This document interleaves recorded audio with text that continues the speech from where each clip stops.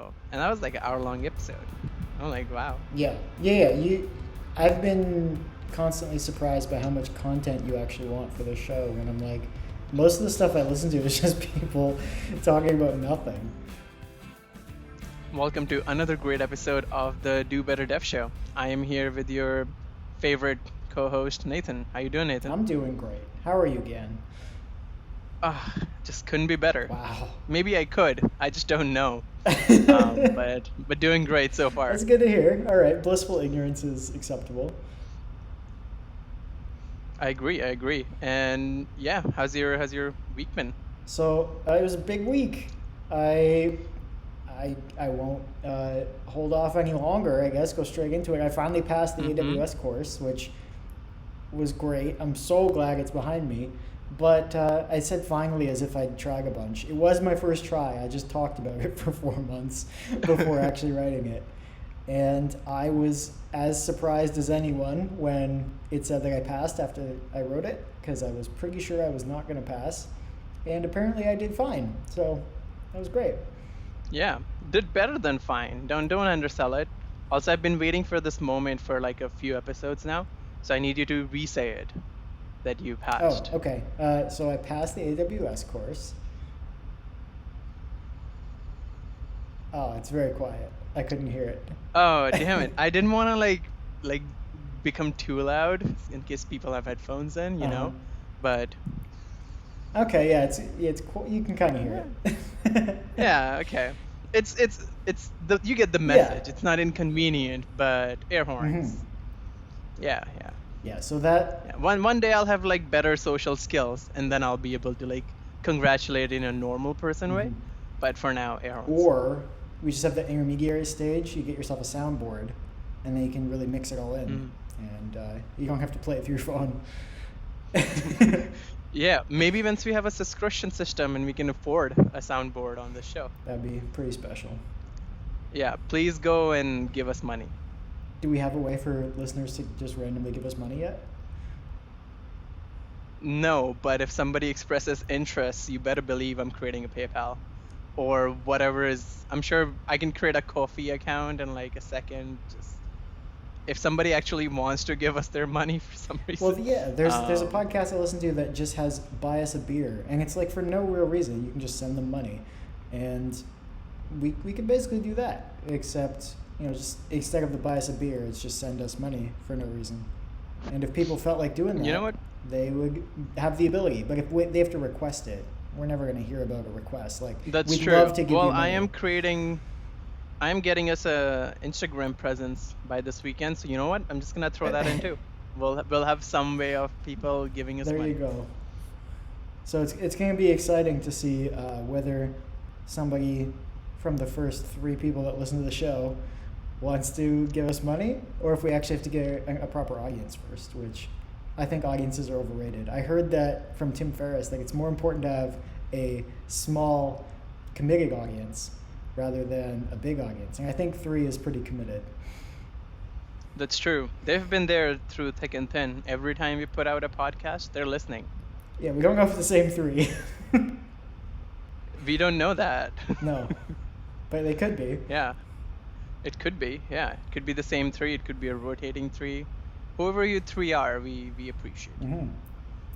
And Nathan is, now that he's a AWS certified specialist, DM him from all your AWS questions. Don't do that. I mean, it does really oversell it. If you go to the certificate description, it's like, oh, he is fully qualified to make all these architectural decisions, and I'm like, no way, man. Well, how is it any different than like when I finished university? My university is like, oh, this guy, he has a degree, he can do a lot of things. It's the same concept. Right. You just have to sell it yourself. Now you have a piece of paper to prove it. Doesn't matter if you can do it or not. You can figure that out at the job. Worst case scenario, you cost some guy some money, and then when you go to the next employer, you can be like, I learned a lot of lessons along the way. You're not wrong, and that is kind of my plan. Learn a bit, Mm. but you can't really learn until you're on the job. But you also, at this point, it's more difficult to get into those positions if you don't have at least some background where you can say, I kind of know what's going on. Because if you just show up and you're like, what's a pod? What is an instance? What's a security group? They're going to be such a liability that they're just like, no, we'll take somebody that has some idea of what's going on. So that's my goal. That is totally fair. So what's your cool tech news of the Okay, week? so I don't think it's actually tech related. I wrote down two things. Yeah, so I've got, oh, I do have a tech thing. How nice. So I'm so surprised by my own notes. Front-End Masters, they put out a Vim course. I haven't watched it, but I just feel like everybody should know that it's out there and you should probably check it out, because the top bullet point was you will learn to finally exit Vim. And Gian opened Vim many years ago and still hasn't left. He has to restart his computer every time just to close it. You can do that? I just sold it. I just keep buying new laptops every time I get stuck into Vim. Yeah, so he could take this course, save himself tons of money on new hardware. But this one is related to, not related to tech at all. It's just related to Rocket League, which is something I talk about every week now. And this one's a weird one, but one of the RLCS casters, Johnny Boy, he held an North America versus EU stream this past Wednesday. So that would have been the 28th. And it's on his Twitch. I think he's putting them up on his YouTube. But it was a 4-hour stream, and I laughed constantly throughout the whole thing. They had some ex-pro players on there, and one of them in particular has the perfect sense of humor that it just killed me the whole time. So if you have a dry sense of humor and any interest whatsoever in watching just people make bizarre jokes while playing Rocket League, it's a good time. So I had a lot of fun with that, and I guess I'll have to include it in the show notes now that I mentioned it. But that was something I did yesterday, and it was a lot of fun. So I wanted to bring it up on the show. Wow. And how are you doing on Rocket League? Or are you saving that to the do better section till the end? Yeah, I guess we have to put that in the did and do better section, because it is technically in my did better list. Okay, So all right. stay tuned, everybody. Yeah, it's the only reason. Don't skip ahead. You'll never guess. And listen to the whole thing. Yeah. Did better number 3 will surprise you. Doctors hate him. So again, what about you? Did you have anything for tech that was interesting, frustrating, or cool? Yeah, I mean, so 2 things I used in the last week. One of them is an app. It's called TransferWise.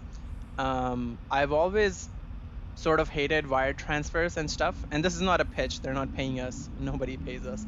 But maybe you can soon. Maybe you can soon, yeah. But yeah, it's called TransferWise, and it's just so good because I'm sending money to India. So before our banks close, I can do it during the day. Go to bed at night. Their banks open while I'm sleeping. By the time I wake up, the money transfer is done. It takes less than a day to transfer money to my account all across the seas. What does bother me about it is I have to pay so many transfer fees to basically transfer some electrons from one part of the world to the other. But you know what? The banks would have charged me way more on the currency exchange, so pretty happy. Their UI is pretty good. It integrates really well with EQ Bank, and it's just, okay, we'll take your money and then we'll give it to you in a different bank account. But pretty cool. I liked it, especially because their exchange rates were like $3 more than whatever I would have gotten at the bank, which really adds up when you're sending a couple $1,000s. And then one thing that is actually like super tech related isn't something I found last week, but every time I come across this, I learn to appreciate its depth, which is the OSI model. I read about it last week. I looked at it. There was a practical use case where I needed it, and it's just ingenious. Like, this model was established in like 80s or whatever, and it's still in use on how different computers talk to each other over internet. This weird big thing where we watch cat videos and make dumb podcasts all the time, and it works so well. And like, if you're a little bit into networking or want to understand how internet works, just like go look up OSI model. There's lots of videos on YouTube. There's lots of tutorials or whatnot, but it's just mind blowing to me. It's like one of those things I can probably talk to somebody at a party, but then I would not get invited again. But at least for that individual conversation, I will have a lot of fun. Yeah, that's a good way of putting it. I have those topics as well. Yeah, but it's just like I forget about it, right? Like, because you start using internet, you always almost work on the application layer, and then at some point later you're like, whoa, there's 6 more layers that I don't touch, and then you like get to appreciate it more because you're like, I don't have to deal with the session layer or anything else that somehow translates zeros and ones between a Linux, Windows, Mac connected to these thousands of routers across the world, and sharks attacking our internet under the water. But it all just works because they made the standard decades ago, and there's all this infrastructure just sending electricity from one end to the other. So yeah, pretty cool stuff. We can probably do an episode at some point, and I can just nerd about it for an hour. But yeah, those are my cool tech things for this week. Considering how hard it is for a community to even decide on a linter to use, it's amazing that we have any standards. The hardware guys are more consistent, it seems, and successful. Like, we got USB out of that as well, where they were like, we need to agree on something here because we're all fighting over this bus design and it needs to be consistent. They were like, you know what, let's just get everybody together in a room and hash it out. So once upon a time, we could do that sort of thing. Yeah, I think it's just the end of the day, it just comes to the money, right? Like, software, you can just keep changing things, and like there's no actual damage to anybody, so everybody can have an opinion. But on hardware, you're like, oh, I'm not going to use RJ45, I'm going to create my own connector diagram specification, and no one buys your product. Good luck existing in the market. Right? Like, fiber optic, coax cables, axial cables, all that existed like definitely more than 10 years ago and stuff, and like fiber optic was used a lot more on the higher scale. Now you have fiber optic coming to your home because somehow it's not as expensive to produce it to get you higher speeds in your home. But yeah, even then they're like, we'll have fiber optic for the whole area, but the moment it reaches your home, you have a RJ45 connector again. Oh, your internet cable looks different. Guess what? Cat 5, 6, or 7, you don't have to deal with what's underneath. They all connect through the same connector anyways. But yeah, hardware guys seems like, because I suppose if they aren't standard, then nobody makes any money as opposed to everybody making money. Yeah. Yeah. And I just have to worry about, IE 11. It's a very different world. All every single person you're supporting on your awesome new app is just using IE 11. Yeah, well, unfortunately, hospitals still use IE 11, so it doesn't support certain window functions, and then our whole app crashes. So it's a problem. But yeah, you can't polyfill your hardwired internet quite so easily. So I see your point. Software is easier to work around. But yeah, that's the cool tech segment. We've somehow made it to part 4 of interview series. Yeah, I'm just like, anybody who's gotten to this point can like easily schmooze a HR person now, can easily quit their job, can easily figure out what they need to do in life. If you haven't listened to our other 3 episodes, and this is a fact that everything I've said is true. Yep, because 3 roughly 20-minute discussions will solve all those problems for you. Yeah. It's just, yeah, you'll need some of that and a whole bunch of self-actualization. But we can't provide with the self-actualization because it's self. Right. Yeah. We're just all talk. Yeah, but today, continuing our talk from before, where did we leave off last time, Nathan? We were talking about being nice to HR people and having the HR screening call. So we touched a little bit on the non-technical parts of those initial screening discussions. And so those would be things, roughly speaking, like expectations for the role, understanding if it's a remote work position, understanding what the team would be like that you'd be working with if they have a team in mind, and kind of how to interview the HR person while they are also interviewing you to find out if it's worth both of you continuing on. And that was more or less what we sort of stopped at with respect to the interview process, which is still very early on in the interview process. I've had many more HR screening calls than I have full technical interviews. Yeah, and like those are especially in your early on career, like those can be the make it or break it calls, because if the HR person is just like, nah, I don't get a good vibe, then you're just kind of screwed. So very important to focus on those. But yeah, now we can move on to the next one. Now the HR person likes you and they're like, hey, this person seems to be able to probably do what they think they can. Let me have them talk to an actual technical person.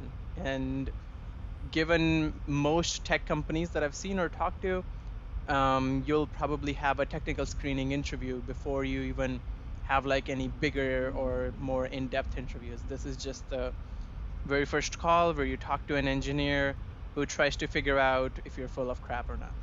Exactly. And so again, for context, for anybody who doesn't remember, I've done interviews like this before, like as being on the interviewing side and having been interviewed, but I haven't been doing this for 15 years or something. So it's some experience, but not extensive. So take everything I say with a grain of salt, but it is all straight facts. That's true. Yeah, it's all facts, and it doesn't matter if you've even been doing it for like 20 years. Take everything with a grain of salt. Like, your real world reflections may not reflect our conversations that we've had in our time, back in our days. That's right. Of interviewing. Things change. It's tech. Get used to it. Yeah, and we're both interviewing in very similar parts of the world, so that has an effect as well. Exactly, yeah. So, yeah, West Coast tech industry, actually Canada tech industry, more or less, Canada, US.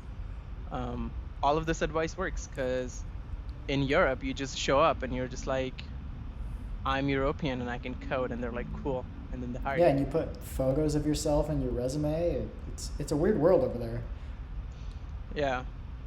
They want to make sure, you're a human. I don't know, yeah. That's they want to make sure you're resourceful and a human, and that's how human resources takes you in. I see. Right. So again, what are we starting with in this discussion? What do you have in mind for this part of the chat? So for the technical interview or the technical screening, I wanted to touch a little bit on what you should gauge, how you should prepare. Once you're in the interview, how to answer, or what kind of expectations they're looking for.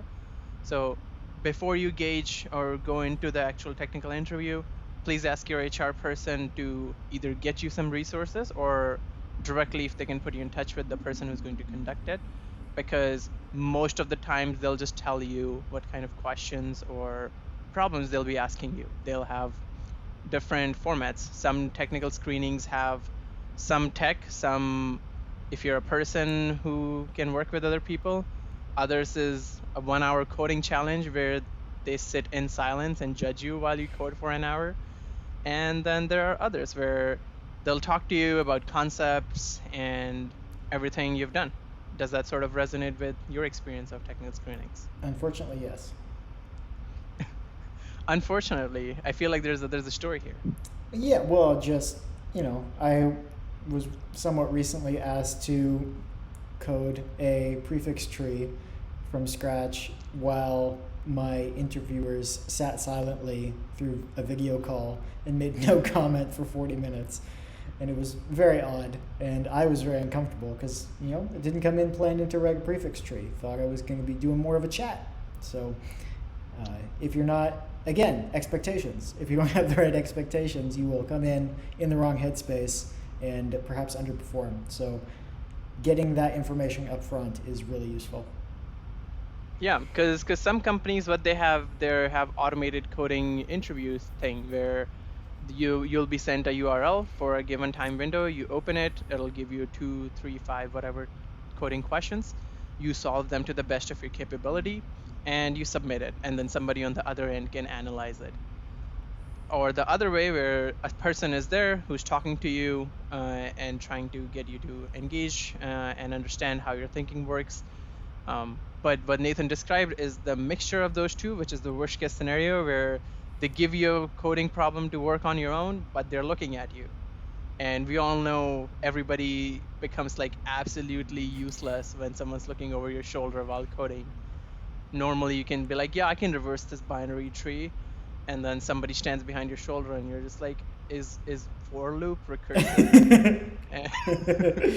Yeah, pretty much. I also just start sweating a lot, which doesn't make it any more comfortable. Yeah, so if you're an interviewer by any chance listening to this, please don't do that. Don't sit there awkwardly in silence while the candidate is trying to solve a question. Either guide them through it or put them out of their misery and like ask about other things. But if you just sit there for an hour just to psych them out, you're playing some sick mind games, and like, I don't want to work with you. Yeah, so, and in comparison to that, so like I did one of those Microsoft take-home ones, so it was just like send you a URL and you write it. That one was quite comfortable as far as the experience goes. And then as far as on-site stuff goes, the on-sites at Amazon for AWS were actually really well explained ahead of time. And so going into them, while it's uncomfortable doing 4 hours of interviewing and writing on a whiteboard and trying to talk through and provide answers to questions that no matter how much you prepare, there's only so many examples you can come up with. Those were both, the expectations up front were really good and really clear. It was like, we're sending you a URL and you're just going to write some code and send it back to us. Or these are exactly the kinds of interviews you're going to expect for the day. And these are the questions we're going to ask. Here's a document, a PDF document with all of the things you should prepare and all the kinds of questions we're going to ask. And that was as overwhelming as it was and as difficult as those interviews were. I didn't leave feeling really upset about how the interviews were performed, other than that I wish those types of interviews weren't common, because it was clearly communicated.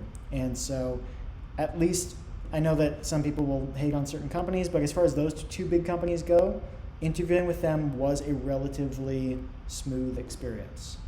And I just think that's worth noting. Yeah, I think most like big companies have to have that standardized across teams because they have so many interviews going on at all times. EA had something similar where in the beginning I was just sent this random technical coding, go do it, and then somebody looks at the other end to figure out if you can code or not, and then they start talking to you as a human. But before that, they just want to see, do you have the basic concepts and how you approach a problem solving. So when you are doing those coding questions, make sure to write lots of comments, use proper variable names. You may not think it's important, but the least important part of those challenges that I found is actually getting a running solution. Like, that's great if you can do it, but if not, please describe what your thought process is, if you can make it better if you had more time, what other resources you would use. Throw that in the comments because someone is looking at it at the other end, and it may or may not like put you ahead of other candidates because you explained and took the time to go through your solution. Because in the upcoming interviews, no one is going to discuss that technical assessment. This was a mind-opening experience for me, because I always thought if I just get the solution working to some extent, I can get on a call and explain why I did certain things, but no one asks. Nobody ever asked. So if you just explain it on the board, then they don't have to talk to you about it anyway. Yeah, there's a good chance nobody else sees it after the first person filters you in or out. So it's important just to communicate, write it well, write it well and explain to the person who's reading it. But if you were preparing for one of those strictly technical interviews where you're just given a coding challenge, how would you prepare for that type of interview? Um, Definitely don't what the answers I'm gonna give are cliche answers because everybody gives Okay. them, but everybody gives them because they work. So you have your cracking the coding interview book and you have lead code. Don't go and pay for a lead code's pricing or whatever just because you think it'll make you better. Those are more next level things. If you're just starting out, the money is not worth it. And it's just so the way I approach those problems is I have noticed in my career that the concepts are the more important part of those things, not the actual solutions. So just knowing how I can effectively calculate the Fibonacci number of the nth element does not help me in my career at all at any points. But knowing how I can effectively reduce the time or space complexity of something does. So knowing your data types, understanding how these algorithms work, having a basic understanding of recursion as much as you may hate it being a normal human because recursion sucks. You just have to deal with it and learn all these linked lists and proper other data structures. And you just need to have a basic understanding of I can write a program that can iterate through these things and don't worry about sorting, shuffling everything in the first go. Just learn how to write one in the language of your choice and explain the solution if you can. That's what I focus on generally. That's fair. Has it worked? I would say, yeah, I wouldn't say though, not being able to do those were the reasons I was not hired at places or not. Also, in the beginning of my career, I was just not good at those kind of problems or data sets anyways. So I got my jobs because of other things I was good at, not because I had really concrete knowledge about these complex data structures. But they helped me later on in a more senior role to be able to say, okay, I can translate a thought into code, but can I make it better? Can I have it do better on the resources it's taking? And if I have to explain the code to a human, can I do that effectively? So I think so. Depending again on the role, since we talked about just the technical part, if you're applying for a software engineer or developer, especially, you'll need those. If you're more going into the DevOps space and everything like I am deciding, they're not as important. If I'm actually at the point in my life that if I go to an interview and they ask me to reverse a binary tree, I'm just going to say no. I'm going to say this is not the effective use of my skills, and if this position is measured by this, then I don't want this job. Yeah, that's fair. I Yeah. I How do you prepare? So, what I had tried to do for a while was at least one problem on LeetCode every day, and I did that for like 6 months, and I tried to increase in difficulty as things went along, and leading up to the planned interview time of the year, I was doing them more frequently, so more than one in a single day. And as it turns out, it just doesn't carry over very well for me into an actual interview. I'm thinking at least that I am just a slow thinker, very methodical in my approach. So when I'm at work and I'm presented with a problem, my typical approach is understand the problem, then step away, go for a walk, maybe make some notes, and then come back to the problem and be like, all right, I think this is a good approach. Start sort of mapping out how I would do it, see if there's obvious roadblocks that come up, and then fix them. But that's always far above the level of an algorithm because it's actual software problems. And then put me in a algorithm interview with people watching me, and yeah, my brain just breaks and I don't know what to do, and I try to write an algorithm and I'm like, I don't even remember how to write code anymore because I have to draw it on a board and on a wall, and there's people watching, and I'm trying to explain it to what I'm thinking to them while they probe me with questions that I'm not prepared to answer at this moment. And so I disregard all of my preparation and say, if you're good at writing algorithms and you can do it with people watching, you'll do great in these interviews. Whatever you need to do to prep to do that, good for you. I don't have any advice that's worked because I've tried these interviews and they've never gone well. And at this point, I don't see myself pursuing the interview path that requires that skill, because if that's the filter, I'm not going to excel at a job that reflects that. And if they've chosen that filter and the job doesn't match, that's fine. I'll find a different job. And I'm kind of just accepting that at this point. So those particular times of interviews, I'm not preparing for anymore. I haven't written a leak code question in at least a year, and I have no intention of doing so because I don't enjoy it. I hated it every time I did it, and I didn't get that feeling of accomplishment that I get from solving other types of problems when I was solving leak code problems. I was like, well, glad that's over with. So if that's how I was feeling about it, it's just not worth it for me. But I know there's people who love that sort of thing, like people who do competitive coding, and they would love to do these sorts of algorithm problems, and I will leave the door open to them. Yeah, but what, like, it reminded me of a story which is like highly demotivating, but there was a time when the cracking the coding interview, Nathan had done it cover to cover, and I had not touched it. And we both went to get a job, and we both were rejected. Yes. It was the same company, same day interview, different positions, but the criteria was same. But the fact that he knew that book back to back and I knew none of it didn't help either of us because of whatever criteria they used to filter candidates. Yeah, and I'd also done my 6 months of daily leak code leading up to that. And it's not my style, I guess.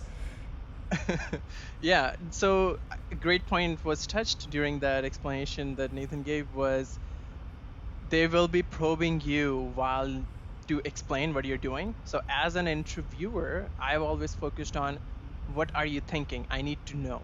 That's what I am more looking for in the interview.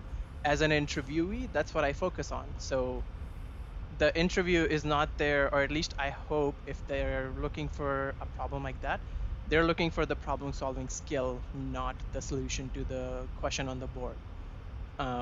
So if I am solving those, I generally go with, okay, and one of the things I've started doing, this is my process, which seems to work so far for me, is echo out the business problem to them. So read it off, explain in your same words, and this is how you sort of get them to engage as well. If they're just absolutely refusing to engage in the problem solving, then again, bad culture, red flag, get F out. But if they're good, what you could do, or what has worked for me, is I look at the problem, I understand it, I explain to them I basically repeat the problem to them and say, okay, this is the business case, this is what you want, this is the given data, this is what you want me to do, and this is the expected output. And if they say yes or then you get more clarification. So step 1, requirements gathering. Whatever you do in coding, that's going to be the make it or break it deal. Get requirements, get as clear as you can, because the customer will change their mind sooner or later.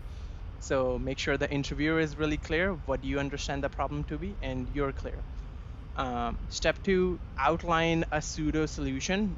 I don't mean code. I mean, if it's a whiteboard, then that's great, because you can sort of just draw a very rough diagram of this is how I plan to solve this. Or if it's in the text bar, I generally just write it as a comment in the IDE of this is my proposed solution. I know it'll lack here and here, but we can look at those problems later if it takes up too much space or if it's low on processing.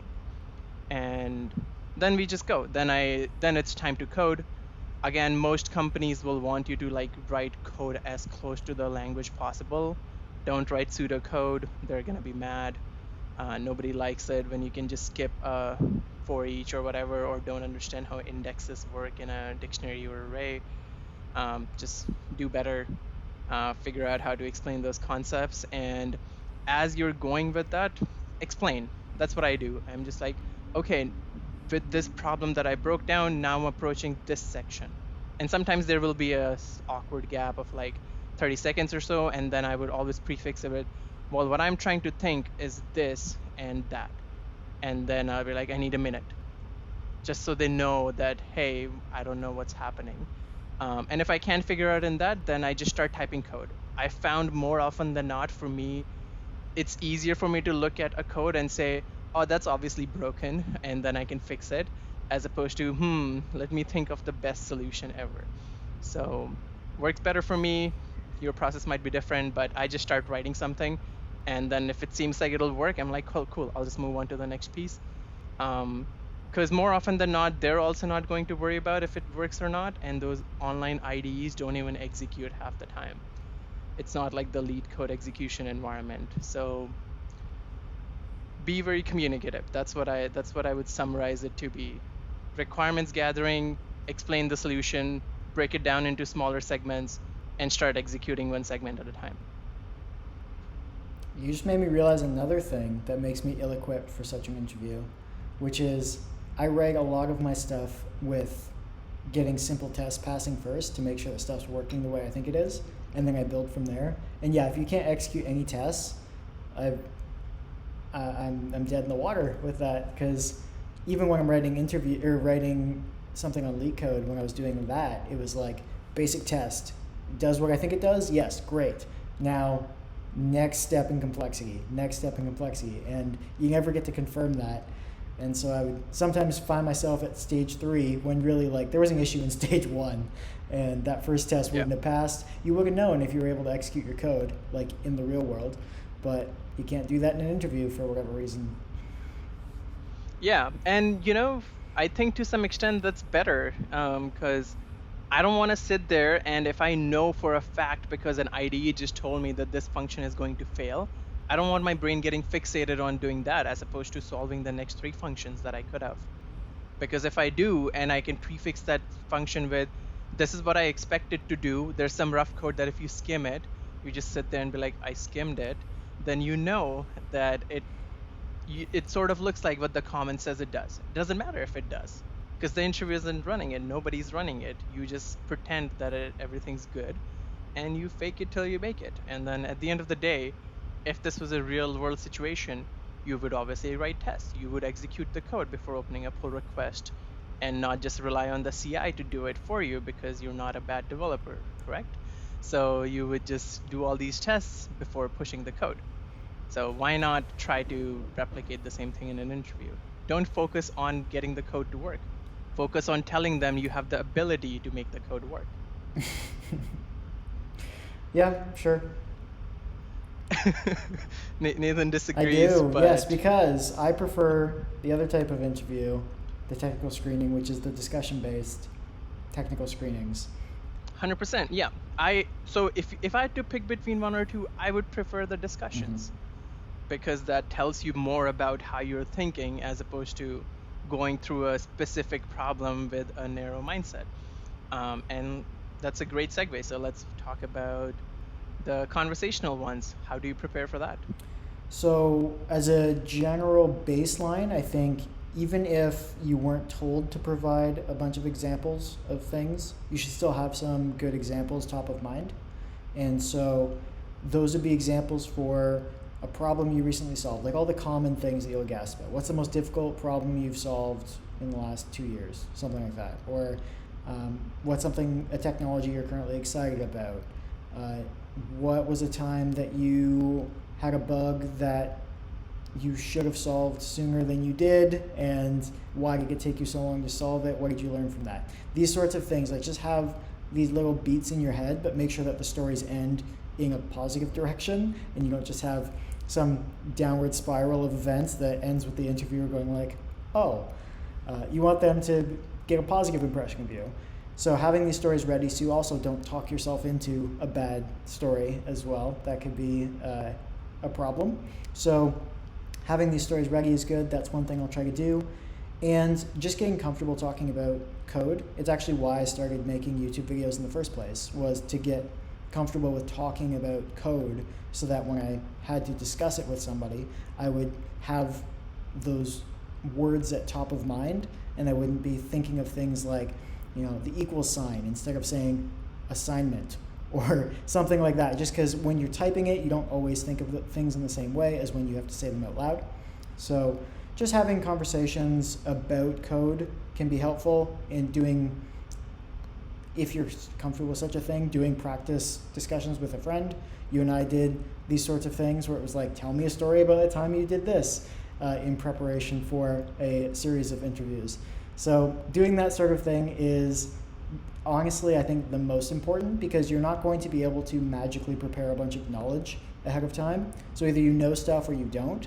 It's a matter of having some good examples on top of mind and being comfortable talking about those sorts of things. And just to close the loop on that before I pass back to you, the opposite of that was I had a system design interview, and I had never talked about like system level design. So even though in my head I'm aware of all these concepts, I'm like having to discover how to talk about it during an interview, because I'm used to looking at UML diagrams and just saying like, oh yeah, this service is going to call this thing, and then this thing over here is going to call the load balancer, and it's going to distribute traffic. And it's like, but having to, without a diagram, just talk at somebody about how I would solve this problem via architecture. I was like, I've never done this, and it's amazingly difficult. So even if you think you know, just try to say it and see if you have any way of actually communicating that, because you may surprise yourself like I did, where I just realized, oh, I don't have the words for this, and I need to learn it.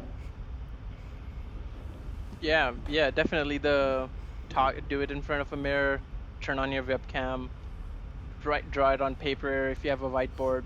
The only way to get better at interviews is either to have enough of them or pretend or like practice at home, right?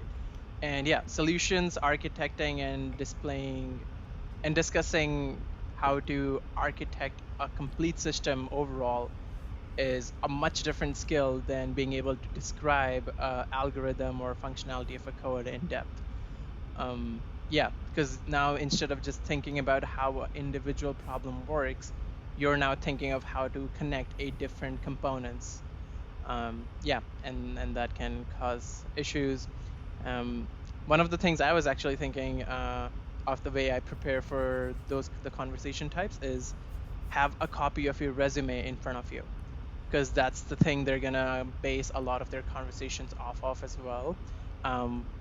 Good part of the chatting interviews is they look over your resume and they pinpoint things from that to talk to you. So make sure you can back up everything you've written on your resume. Because man, it takes like microseconds to figure out if somebody's just lying to you. I definitely have had interviews where somebody had something on their resume that they put in a lot of work and like improved the site performance from X to X, and it was like loading magnificently fast or something.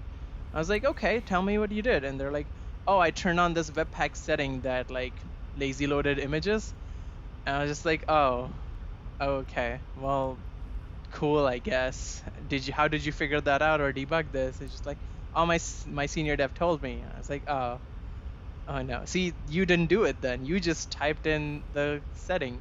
Can you explain to me how image compression and lazy loading works? And he couldn't. And I was just like, I am already losing interest here. Give me something from your resume that makes you look so good. So yeah, definitely have your resume on hand. Be ready to back up every information that's on there. And if not, even like in that guy's case, he could have gone with well, this is what I learned about lazy loading as a concept, because it was a junior role, but give me more than somebody told me to execute a task, so I did it. Because we can find interns for that too. It's not that hard. Sell yourself, right? So that's the concept. And this is a personal preference. I don't know, based on the interviewer and you might be different, but I prefer interviewees when they talk slow and calm. I don't want somebody going really fast like this and it's like completely missing over the point and then it's like being all nervous. I get it. Interviews are a nervous spot. But if you're not able to explain something and you're just trying to speed through it, I'm just going to think you don't get the concept very well. And yeah, and use I terms instead of we. I learned that through Amazon's recruiting process, and I've never looked back. There's so many times when someone is like, "Oh yeah, we switched this complete assignment to do this." I'm like, "What did you do?" And then when the I terms start dropping in, I'm like, this is the reality. So so just little things like that, the technical screening conversations, unless the interviewer asks you to answer something in detail, give them a broad description of whatever the question is, and then ask them if they would like to dive into something. Don't start a storytelling from a simple question, because that could derail things pretty quickly. That's a good point. Yeah, so if you're looking for examples of things to come up with stories about, as Gan mentioned, the resume is a good spot to start. If you've got some bullet points under your past experience, tie some stories to those, have some data to back it up. People like data and examples. And there was one thing that you touched on there I wanted to explore more, and I've lost it. So I had something, but it's gone. Okay. Well, if it comes back, let me know. If not, we'll talk about it in the next episode. But yeah, those are generally the things I focus on for the technical screening, especially during just the conversation part of back and forth. Okay. And then generally you'll have like 5 or 10 minutes near the end to ask them about the job or the role. Yeah, so I did think of something. It wasn't directly related, but it's just try to be a bit interesting or memorable in some way. So if you have some sort of interest, or if you're just good at talking to people and you can start a conversation that's not tech related right off the bat, just maybe you're waiting for the third interviewer to show up, just having a chat that is a bit less related to code than everybody else is probably talking about, it'll make you a bit more memorable. If you have an interesting hobby that comes up somehow, that can be good.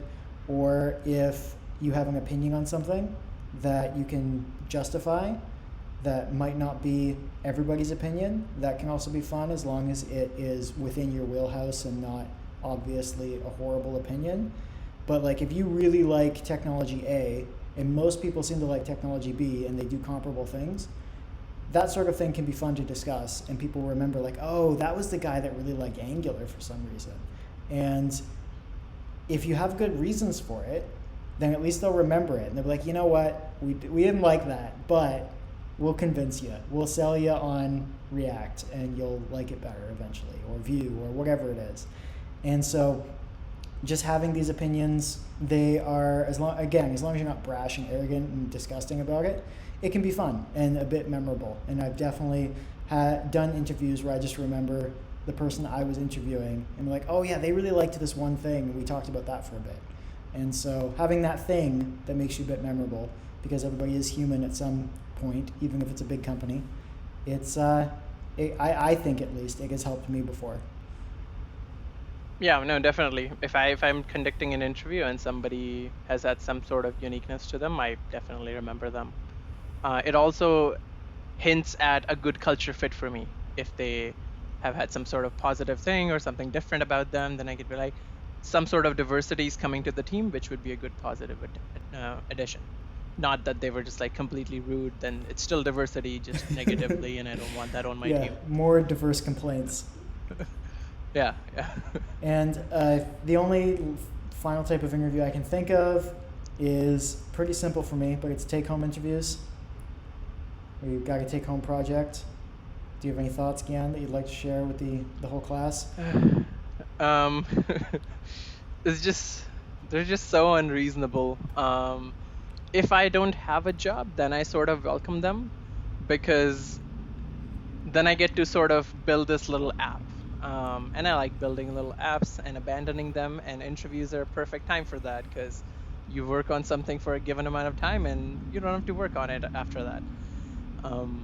However, it is sort of unfair if it takes you more than an hour or two to dedicate to this while you have a full-time job or anything before the company has even spoken to you properly in terms of the job. my hot take is just they're trying. It's not a good practice, and you should talk to somebody in the company about it. Just because it's standard doesn't mean it's good. Yeah, I've had 3 take-home assignments that I can remember. And the first one, I was told don't spend more than, I think it was 2 hours. And it was just some really basic stuff. And it was basically, I just wanted to see, like, does this person actually have any idea how to write code? And that was the extent of it. But the other 2, they were both like weekend projects to get an app up and running that had, a REST API and a UI fronting it.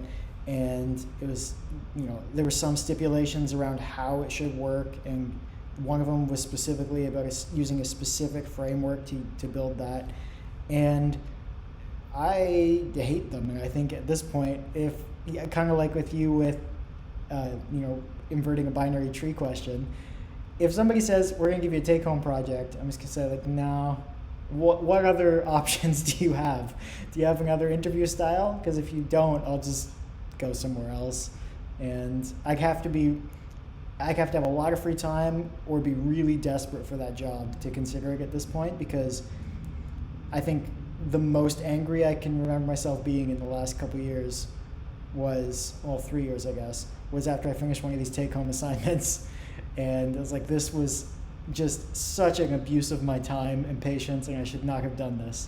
So I won't be doing it again. And if you're so lucky as to it not be you trying to find your first job, like if you already have a job, particularly if that company is still running and you haven't left it yet, like not taking another take-home assignment from another company, that's my recommendation. Just be like, no, I will find somebody who respects me and my time more, and is not, because the thing that's so disturbing about that is the disproportionate commitment on each end. Like the candidate has to do 2 days of work, let's say, and then the company looks at it for 15, 20 minutes, one person, and decides whether or not it's good enough to move them forward. And it's not fair. It's not a good balance. So I don't think a company that has that approach really knows how to respect its employees.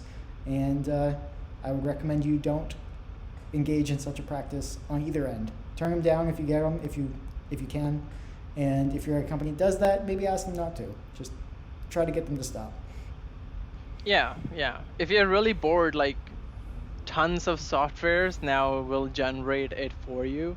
So just auto-generate a whole API, send it to them. It's like, is this what you were testing? Like, can I run a CLI command?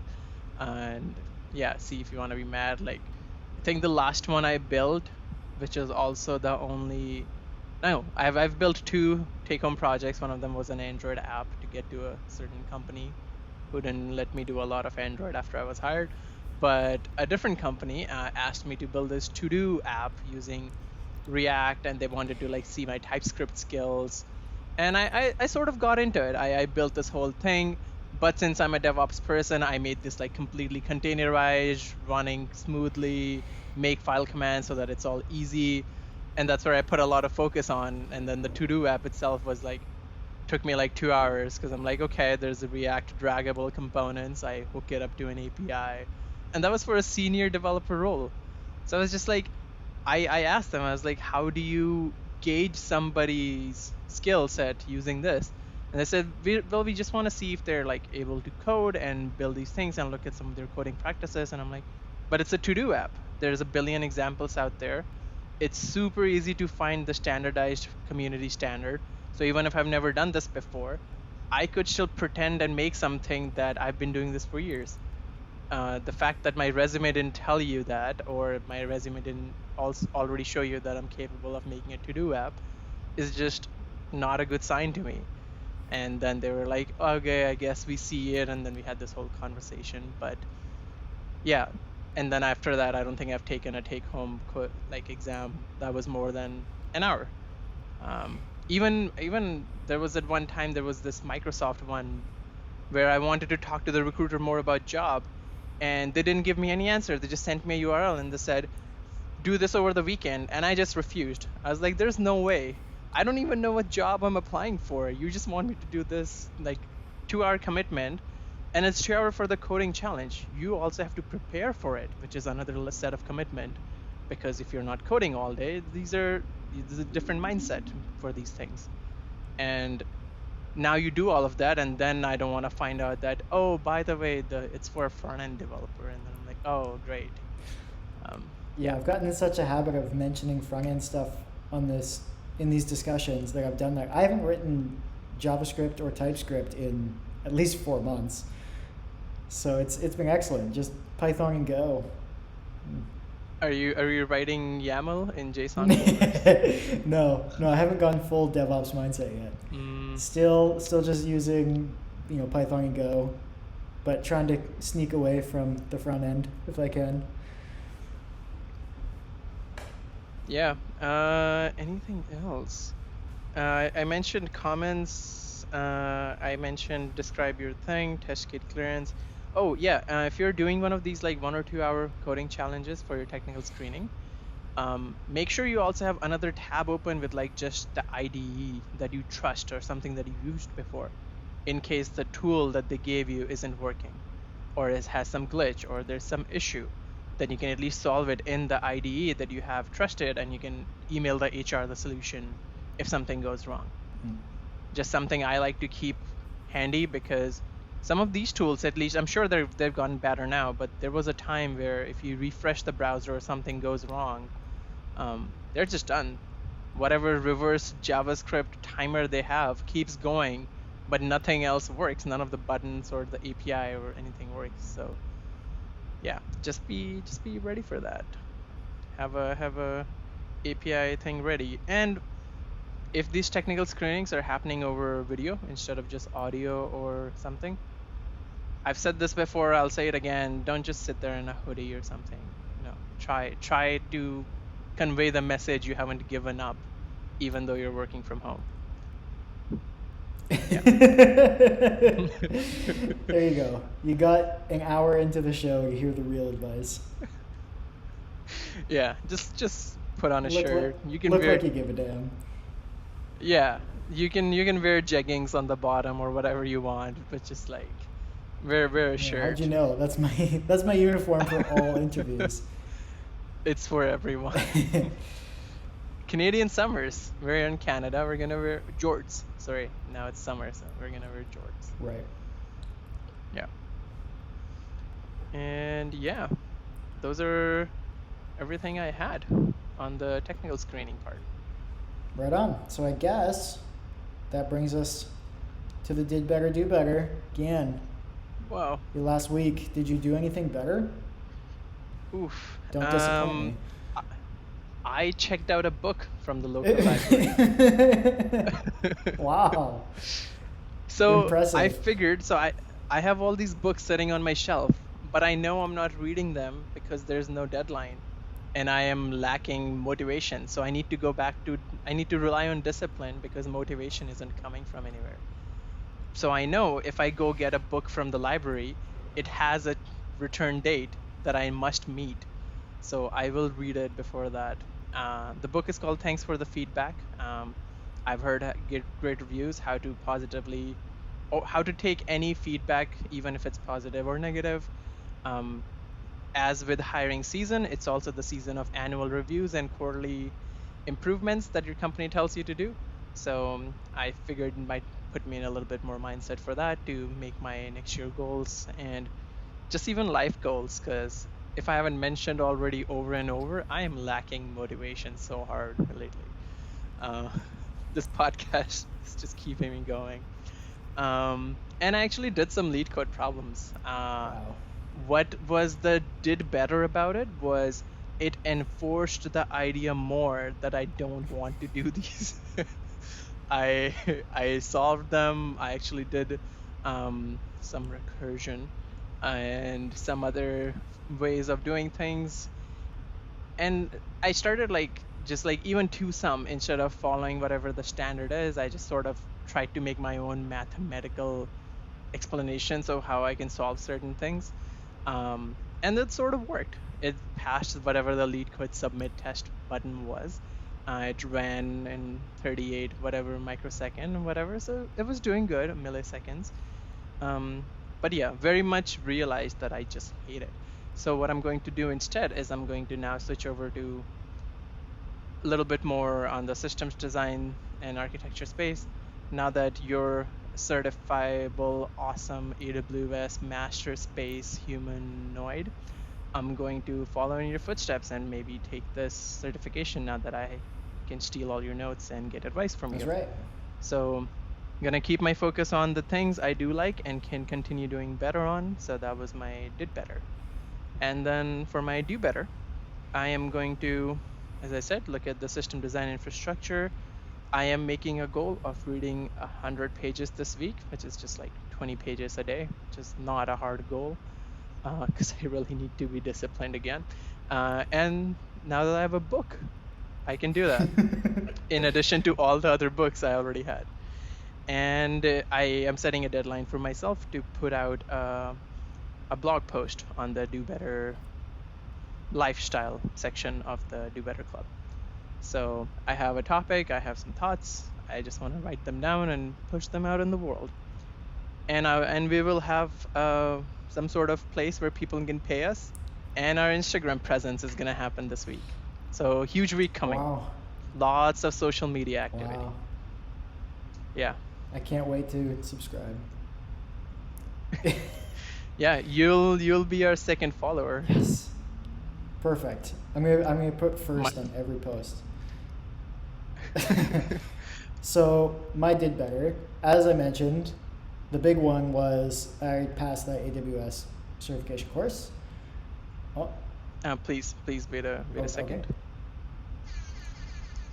There we go. Yep. Okay, so I did that, and that's a load off my mind, as I mentioned. And one of the other things that I wanted to do, which was not nearly as difficult, was I had the goal of getting to platinum rank in ones in Rocket League. And when I was actually watching that Johnny Boy stream that I mentioned earlier, I have to focus too much on ones to be able to listen to a stream and play. But I was doing laundry while I had the stream on. I thought, you know what, I'll play some Rocket League while I listen to the stream, because I have to wait for the laundry to be done before I can go to bed. And I was just playing around in free play, and I was actually like, oh, wow, I'm playing pretty well. Let's hop into threes. And so I won a bunch of threes games and got to plat in threes. So that was unexpected, because threes is trash and I hate it. And that's why I'm playing ones and twos. And I think the issue is that I was playing in the morning, because normally I play at 5 a.m. and that time I was playing at like 8 p.m. And so I think it's just different groups of people. Maybe people who are a bit more casual play at 8 p.m. and people who have been up all night and just raging at 5 a.m. Maybe they're the ones playing at 5. I'm not sure. But for whatever reason, it was a very different experience. Not nearly as many people just being horrible in chat and horrible at the game that night. So I may have just gotten lucky, who knows. But regardless, that was nice. So now I'm, I think, 30 MMR off from getting plat in ones. So I'll try to do that this coming week. I have a bit more control over that. As long as I don't play horribly, I can hypothetically get there, so that'd be good. And another thing is I just want to hang out with a friend, because that barely really happened much in the last year. And I managed to convince somebody to hang out either last week or the week before. I don't remember already, because I'm a bit confused on what week things happened. But I want to do that again some point in the next week. And just in general, May needs to be a shift in focus. I'm going to give myself at least 2 to 3 weeks of backing off from a lot of focus on work and like that sort of like development side of stuff, and putting active effort into more personal things, as far as just like, you know, trying to, again, convince people to actually hang out. That's the biggest hang up. I want to, they don't necessarily, but also just, you know, responding to a bunch of the emails that I haven't responded to, and the messages on various dating apps that I haven't responded to and haven't sent out, even though I should have, and trying to actually make an effort in my personal life a bit more than I have the last at least couple weeks, but in general, the last few months, just because there hasn't been a need. Winter, COVID, I had work stuff, and it all paid off. I got what I wanted out of the work stuff, but I need to take an active step in a more personal direction and put some effort there. So I'll just be focusing on that sort of thing and giving a bit of thought in the next couple days to how I want to do that exactly. Okay, so you're not committing to any metrics right now that you generally do on the show that pay off? Yeah, so let's see, do I write anything that's metrics based down? Like, I'm going to text back 5 of the 50 girls waiting for my message, that kind of. I suppose I could. I had the idea of committing to each day after work, but now there's almost there's one day left of after work for this week. But the idea was like, all right after work, I'll actually like spend 30 minutes sending messages out on dating apps. And so maybe I commit to that. It's not much of a commitment this week. Do it. But I'll do that. And yeah, it'd be pretty cool to actually hang out with somebody new in May. So we'll see if I can make that happen. The chances of that goes exponentially high when you start talking to new people. Yeah, I've noticed that putting in zero effort results in meeting 0 new women. It's crazy. I know. Right? I'm surprised every day. Every day I wake up, I'm like, why is there no woman here? And I realize it's because I can talk to anybody. So that's exactly. More or less what I was alluding to the whole time. I need to do better at that sort of thing. And spend some time outside, because actually it's been kind of crappy again. But in general, I'm sure May will be wonderful. It's Mayflowers and all that. Yeah. Exactly. And once the restrictions go down and we have like fought the cases, I'll come be the friend who hangs out with you. That'd be great. I can actually talk to another human. we can meet in person after year, close to 8 months. Yeah. Yeah. Go to a patio. Wow. Yeah. Or our friend now has a new apartment. Could like chill there, play games. That'd be fun too. Be really bad at some co-op games together. Yeah. yeah. But cool. Yeah, if any, pretty girls are listening to this, it's anything.com/nwcalbank. Hit the guy up. Yes, that's not anything as a domain. Literally, I'm nwcalbank on everything. Yeah, onlyfans.com/ Yeah, that's how I make all my money. Yeah. There is a workout. I'm sure there is a. If not, we should create a workout version of it called Only Gains, and then you can be /NWCalbank. There we go. Yeah, or a food version of it, Only Pans. And all right. Well, that's this episode. Yeah, that's this episode, guys. Thank you for listening. If you have any other ideas or any feedback for us, please reach out to us on very many ways of communicating us, including Instagram. It'll be active before this episode drops hot. Okay. So yeah, come give us a shout. Another thing for me to add to the show notes. I just love increasing your workload. Great. Thanks for listening, everybody. See you next week.